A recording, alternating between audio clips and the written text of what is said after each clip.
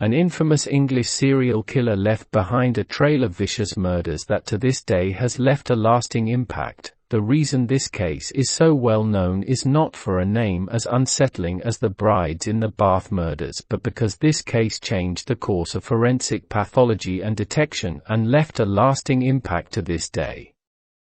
It was the first case in which similarities between connected crimes were used to prove deliberation, a technique still used in prosecution. The serial killer in question was George Joseph Smith, who was the son of an insurance agent. George was born in Bethnal Green, London. From the start, he was never a law-abiding citizen. He seemed to have a talent for always doing the wrong thing. At the age of 9 he was sent to a reformatory in Kent, but this seemed to be unsuccessful since later he ended up serving time for swindling and theft. And in 1986, George was imprisoned for 12 months for persuading a woman to steal from her employers. He used the proceeds to open a baker's shop in Leicester.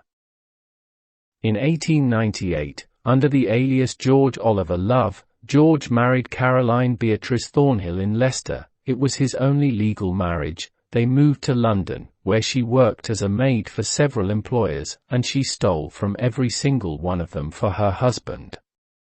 Caroline was eventually caught and sentenced to 12 months in prison. Upon her release, she immediately incriminated her husband, and he was imprisoned in January 1901 for 2 years. Once he was released, Caroline fled to Canada. In 1908, George married Florence Wilson, a widow, but this marriage was bigamous and never legally recognized since he was still married to Caroline, but Florence did not know this. Only a month after they married, he left her and stole £30 from her savings account and sold her belongings, which in today's time £30 would be worth around £3,000. Only 27 days later George married Edith Peglar, who had replied to an advertisement he placed for a housekeeper. During their marriage George would disappear for months at a time, telling her he was going to another city to ply his trade, which he claimed was selling antiques.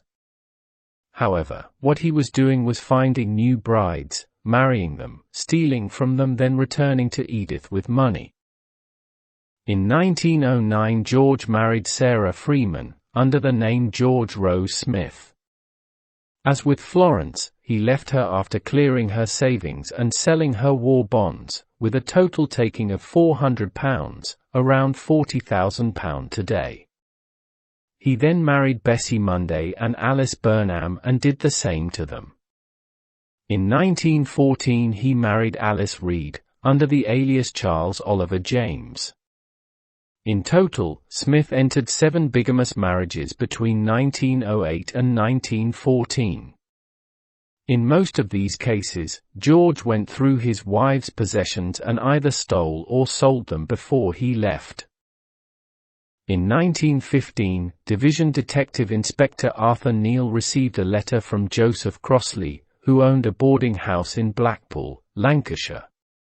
Included with the letter there were 2 newspaper clippings. One was from the News of the World dated before Christmas in 1914, about the death of Margaret Elizabeth Lloyd, aged 38, who died in her lodgings.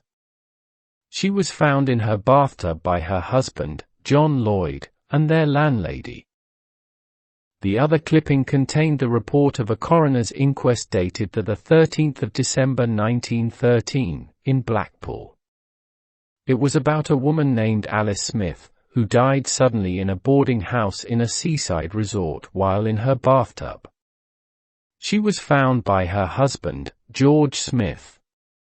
Alice was not an heiress but had worked hard and saved money.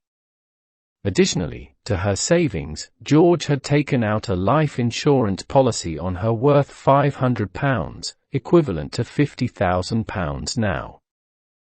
The letter was written by Crossley, the landlord of Mr. and Mrs. Smith, on behalf of Crossley's wife and Mr. Charles Burnham, who both expressed their suspicion of the striking similarity between the 2 incidents and urged the police to investigate the matter.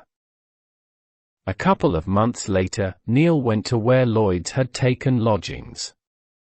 He found it hard to believe that an adult like Mrs. Lloyd could have drowned in such a small tub, especially since the tub was 3/4 full when she was found. He then interviewed the coroner, Dr. Bates, who had signed the death certificate, and asked if there were signs of violence on the woman. There were none except for a tiny bruise above the left elbow. Upon further investigation, Neil learned that a will had been made on the 18th, 3 hours before Ms. Lloyd died, and the sole beneficiary was her husband, who had submitted the will to a lawyer for settlement. In addition, she had withdrawn all her savings on the day she died. A few weeks later, Dr. Bates called Neil with an inquiry from the Yorkshire Insurance Company regarding the death of Ms. Lloyd, who was suspicious of the circumstances since she had taken out a life insurance policy for £700, equivalent to £70,000, 3 days before she was married to George, with him under the alias John as sole beneficiary. Neil promptly asked the doctor to delay his reply. At the same time, he requested more information on the Smith case from the Blackpool police.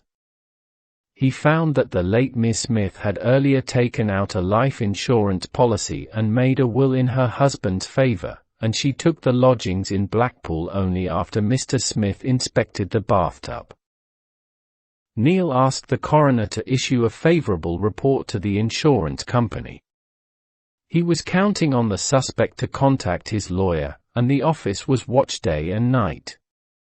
On the 1st of February, a man fitting Lloyd Smith's description appeared. Neil introduced himself and asked him whether he was John Lloyd. After Lloyd answered in the affirmative, Neil then asked him whether he was also George Smith. The man denied it vehemently. Neil, already sure that Lloyd and Smith were the same man, told him that he would take him for questioning on suspicion of bigamy. The man finally admitted that he was indeed Smith and was arrested. When Smith was arrested for the charge of bigamy and suspicion of murder, the pathologist Bernard Spilsbury was asked to determine how the women died. Although he was the Home Office pathologist and acted mainly in a consulting capacity, he was also available for direct assistance to the police force. Margaret Lloyd's body was exhumed, and Spilsbury's first task was to confirm drowning as the cause of death, and if so, whether by accident or by force. He confirmed the tiny bruise on the elbow as noted before, as well as 2 microscopic marks. Even the evidence of drowning was not extensive. There were no signs of heart or circulatory disease, but the evidence suggested that death was almost instantaneous, as if the victim died of a sudden stroke. Poison was also seen as a possibility, and Spilsbury ordered tests on its presence. Finally, he proposed to Neil that they run some experiments in the very same bathtub in which Miss Lloyd died. Neil had it set up in the police station. Newspaper reports about the brides in the baths began to appear. On the 8th of February, the chief police officer of Herne Bay, a small seaside resort in Kent, had read the stories and sent Neil a report of another death that was strikingly similar to the other 2. A year before Alice Smith's death in Blackpool, a man named Henry Williams had rented a house with no bath at 80 High Street for himself and his wife, Beatrice Munday, whom he had married in Weymouth, Dorset in 1910. He then rented a bathtub 7 weeks later.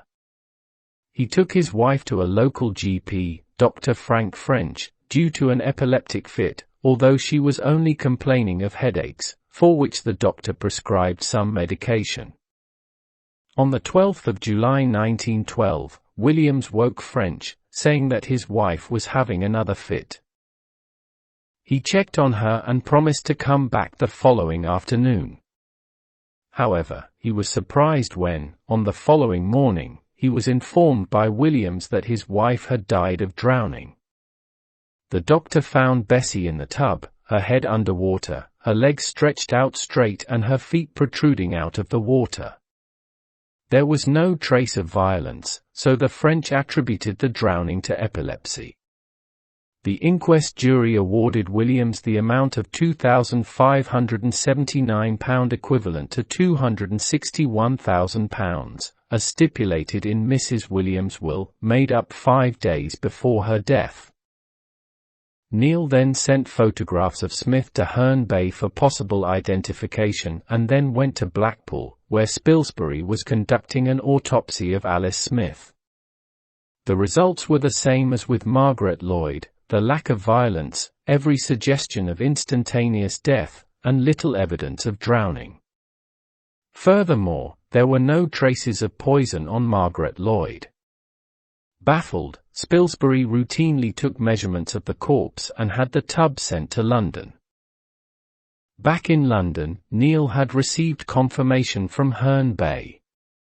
Henry Williams was also John Lloyd and George Smith. This time, when Spilsbury examined Bessie Williams, he found one sure sign of drowning: the presence of goose pimples on the skin on her thigh. As with the other 2 deaths, the tub in which Ms. Williams had died was sent to London. For weeks, Spilsbury pondered over the bathtubs and the victim's measurements. The first stage of an epileptic fit consists of stiffening and extension of the entire body. Considering Bessie Williams' height, 5 feet, 7 inches, and the length of the tub, 5 feet, the upper part of her body would have been pushed up the sloping head of the tub, far above the level of the water. The second stage consists of violent spasms of the limbs, which were drawn up to the body and then flung outward. Therefore, no one of her size could possibly get underwater, even when her muscles were relaxed. In the third stage, the tub was simply too small. Using French's description of Bessie Williams when he found her in the bathtub, Spilsbury reasoned that George must have seized her by the feet and suddenly pulled them up toward himself, sliding the upper part of the body underwater. The sudden flood of water into her nose and throat might cause shock and sudden loss of consciousness, explaining the absence of injuries and minimal signs of drowning. Neil hired several experienced female divers of the same size and build as the victims. He tried to push them underwater by force, but there would be inevitable signs of struggle. Neil then unexpectedly pulled the feet of one of the divers, and her head glided underwater before she knew what happened. Suddenly Neil saw that the woman was no longer moving. He quickly pulled her out of the tub and it took him and a doctor over half an hour to revive her. When she came to, she related that the only thing she remembered was the rush of water before she lost consciousness. Thus was Spilsbury's theory confirmed. George Joseph Smith was arrested on the 15th of February in 1915 and formally charged for the murders of Bessie Williams, Alice Smith, and Margaret Lloyd on the 23rd of March 1915. On the 22nd of June, the trial began at the Old Bailey. Although he could only be tried for the murder of Bessie Munday in accordance with English law at the time, the prosecution used the deaths of the other 2 to establish the pattern of Smith's crimes. This was allowed by Mr. Justice Scruton despite the protests of Smith's counsel, Sir Edward Marshall Hall. Smith elected not to give evidence in his own defense, indicating this to Marshall Hall in a handwritten note. It took the jury about 20 minutes on the 1st of July to find him guilty. He was then sentenced to death. Marshall Hall appealed on the grounds that the evidence of the system has been improperly admitted, but Lord Reading LCJ dismissed the appeal, and Smith was hanged in Maidstone Prison on the 13th of August by hangman.